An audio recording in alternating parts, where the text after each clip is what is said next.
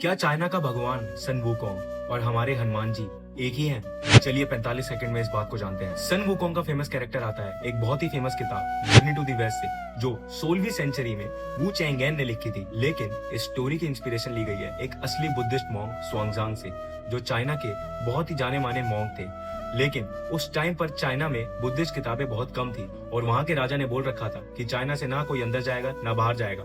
तो Buddhist monk स्वांगजांग छिपके से पहाड़ों को, समंदर और रेगिस्तानों को पार करते हुए भारत की ओर आते हैं और भारत में वो जाते हैं सीधा नालंदा यूनिवर्सिटी।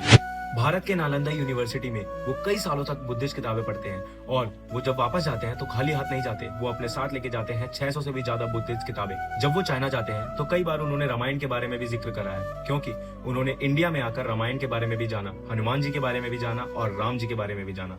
फिर बाद में जब उस मॉन्क के ऊपर नॉवल लिखी गई वू चैंगेन के द्वारा, तो वू चैंगेन ने बताया कि स्वांगजांग अकेला नहीं था, उनका एक प्रोटेक्टर यानी कि उनकी रक्षा करने के लिए एक बंदा था जिसका नाम था सन वुकोंग, जो बंदर की तरह ही दिखता था और जिसकी कई सारी सिमिलैरिटीज हनुमान जी जैसी थी। कई सारी सिमिलैरिटीज जैसे कि दोनों के पास अनलिमिटेड शक्ति थी, मतलब बहुत ही ज्यादा शक्तिशाली थे दोनों, और दोनों एक ही छलांग में बहुत ही दूर तक उड़ सकते थे। और दोनों के दोनों बचपन में तो बहुत शरारती थे, लेकिन जब उनको उनका दिव्य उद्देश्य पता चलता है किसी को प्रोटेक्ट करने का, किसी की रक्षा करने का, जैसे हनुमान जी जब राम जी की रक्षा करने लग गए थे तो वो बहुत ही ज्यादा दिव्य हो गए थे, और जब सन वुकोंग स्वांगजांग की रक्षा करने लग गया था तो वो भी बहुत ही ज्यादा दिव्य हो गया था। तो आपका क्या कहना है? क्या दोनों के दोनों एक ही हैं? क्या दोनों के दोनों सिमिलर हैं?